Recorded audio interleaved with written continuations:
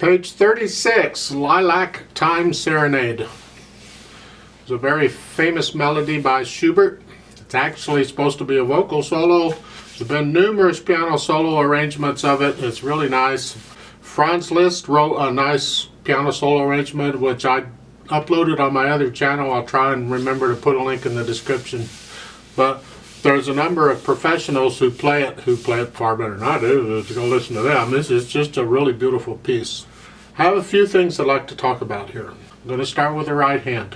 First line's not a problem, and you see the double bars at the end of the line. It tells you that's an introduction. That's all it is. It's setting the tone for the piece. Okay, that's fine. Then the second line that it actually starts, and it starts with triplets in 3/4 time. 1 2 3 1 2 3 1 2 3. Well, the first one here, first beat is a triplet, so it's one and or triplet. Just 3 notes evenly spaced in that one beat. So it's one and this is in the key of D minor. So go do my scale video on D minor. One octave up and down should do it, that's fine.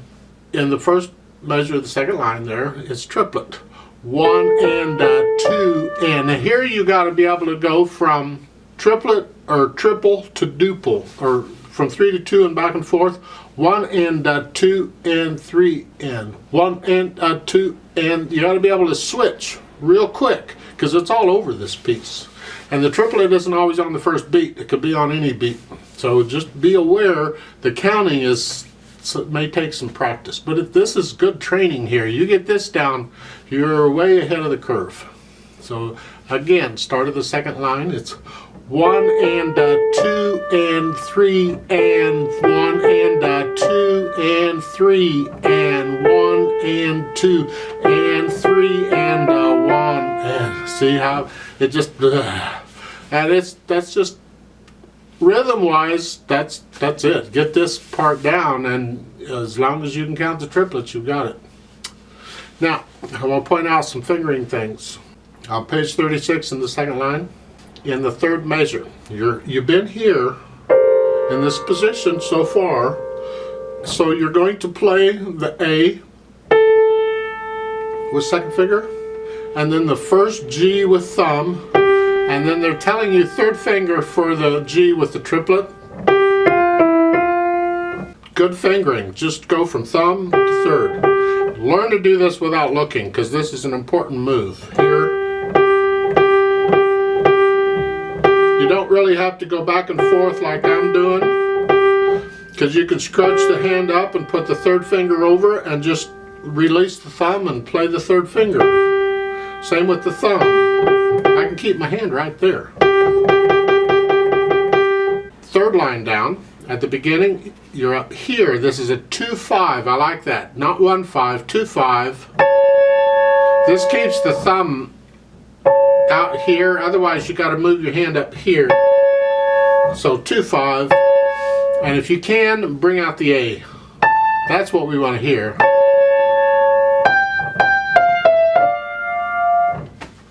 Going on in that same line, the last 2 measures, you're here. Then reach down for that last 8th note in that measure to second finger. So you're not in a 5-finger position, you just watch their fingering carefully. You'll be fine. Page 37, first measure, here. First B flat, and it is a B flat, remember, there's a B flat in the key signature. Is second finger and then third finger.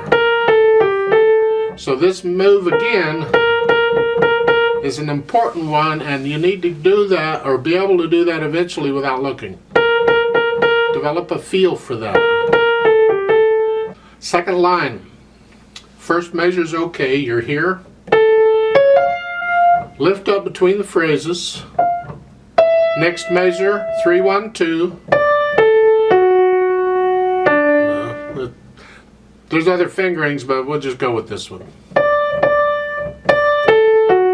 Then reach up with the third finger. Now again, they're showing a break in the phrase, so you can lift up and move.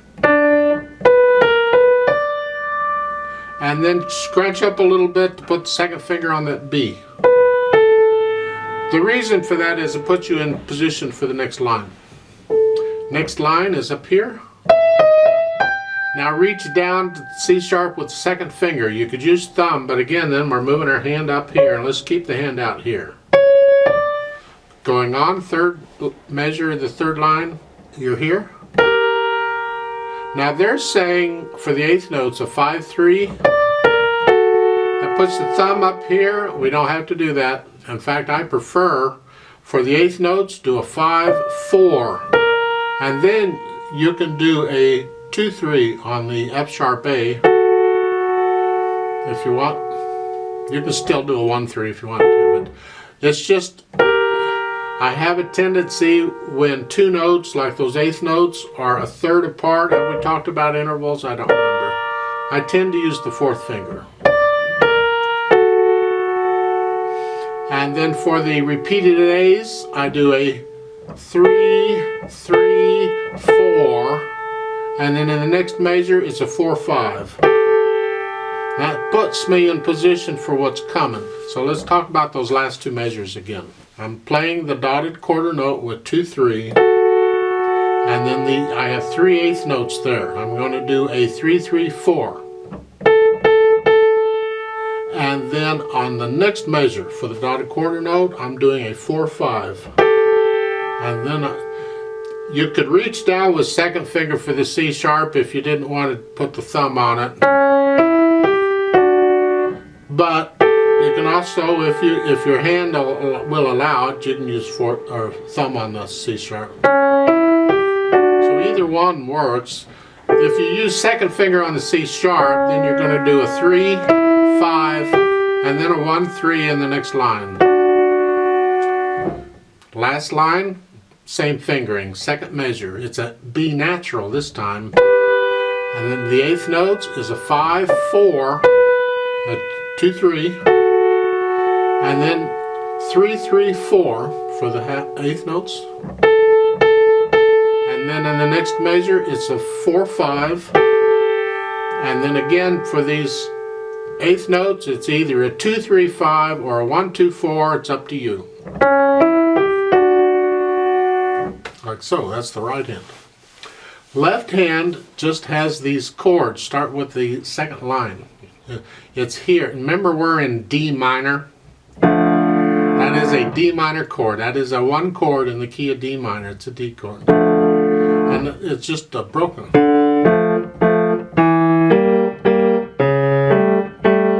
Those are the primary chords in D minor. And then in the next line, you got to go down here.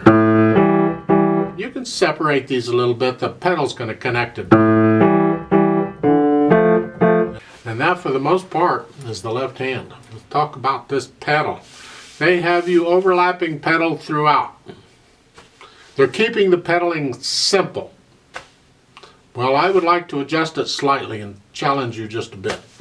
At the beginning, on that first line on page 36, I'm going to push the notes down, then I'm going to push the D down in the left hand, and then I'm going to push the pedal down immediately after. I'm going to play the right hand notes. The next measure, I'm going to play the B flat in the left hand, and then I'm going to lift the pedal up, put it right back down. Play the right hand. Same thing in the next measure. Push the note down and then the pedal.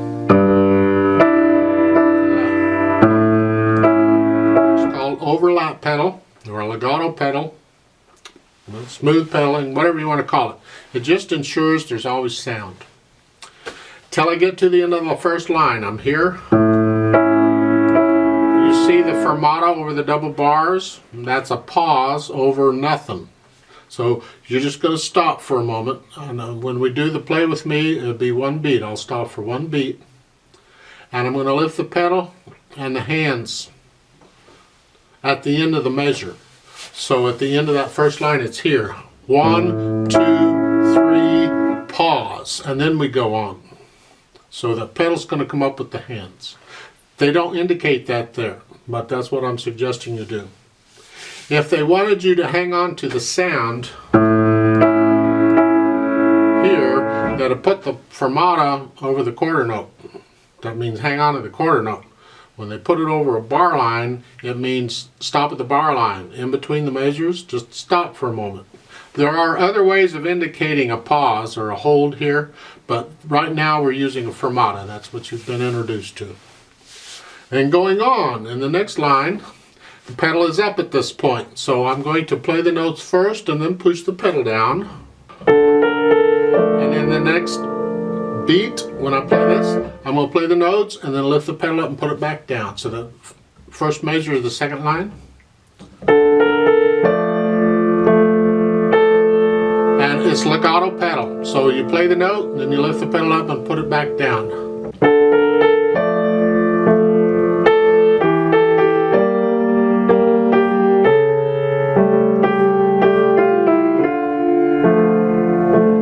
At the end of the second line, I suggest we have a break in the sound because we're going to a whole different phrase.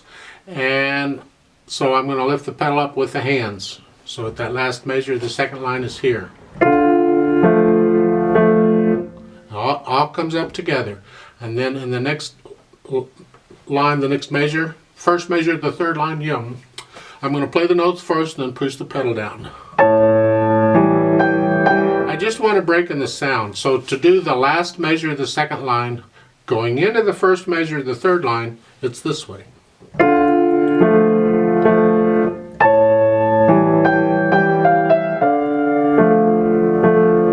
Like that?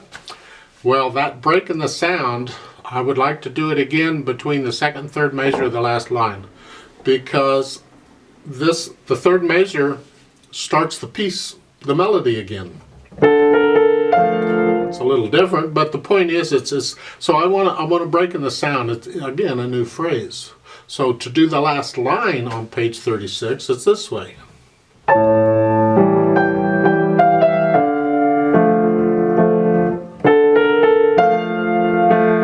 You get the idea. I didn't do the whole line, but that's the point. I want a little break in the sound. It's a little trickier pedaling than just cost of overlap, but again, I'm pushing a little bit. Then we continue with this style of pedaling all the way through pretty much the rest of the piece.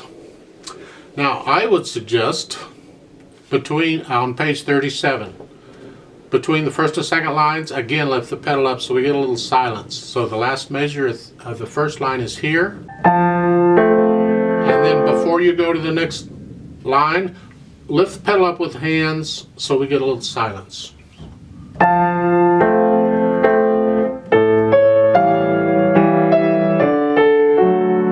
There's some other changes I could suggest, but I won't right now. Let's just make sure you're getting this pedaling. I'm pushing you with the pedaling as it is, because it will get a little more complicated as we go on. So please pay attention to the pedaling.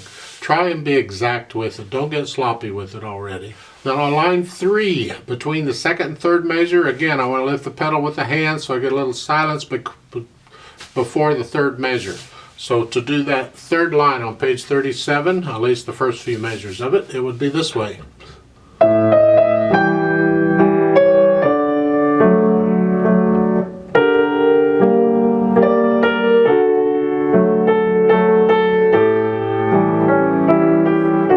Then in the last line between the first and second measures, same thing. Lift the pedal up with the hand so we get silence.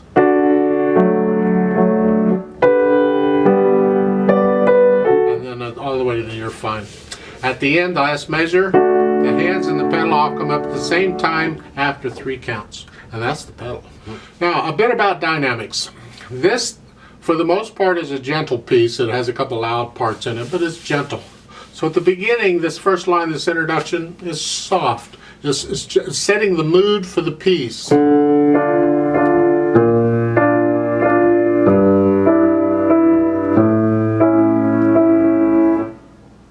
That sets the mood. Now we're in the mood, now we're ready. And the second line, it says MF con espressione. MF is medium loud, you decide what that is, with expression.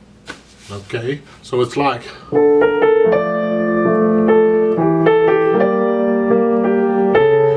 Melody's in the right hand, we want to hear the melody.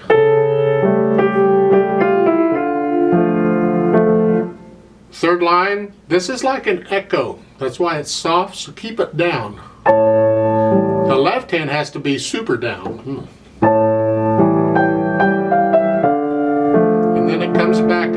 medium loud, and it's still with expression.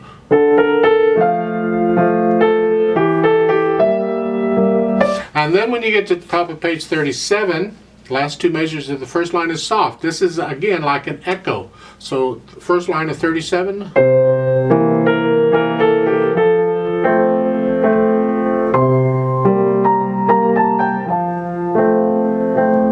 Then lift the pedal with the hand so we get a break, and now don't get real loud, just loud.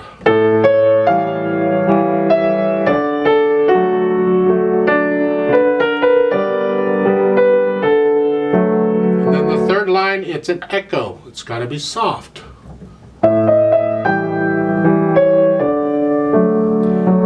then going on, it's not loud anymore. It's sort of loud.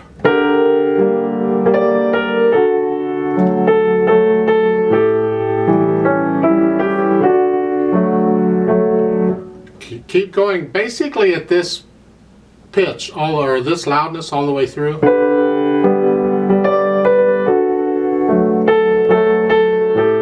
Then you retardando at the end.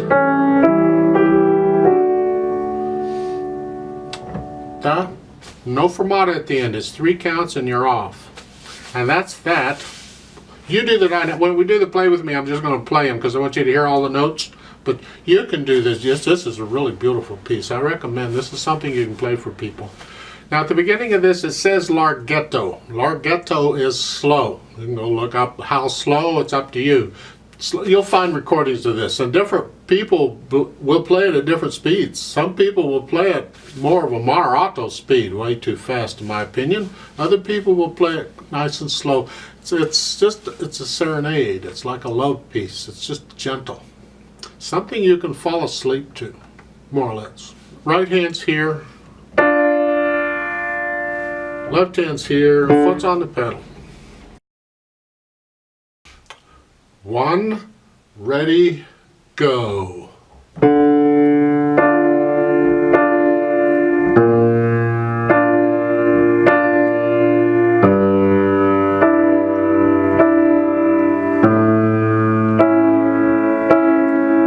Pause.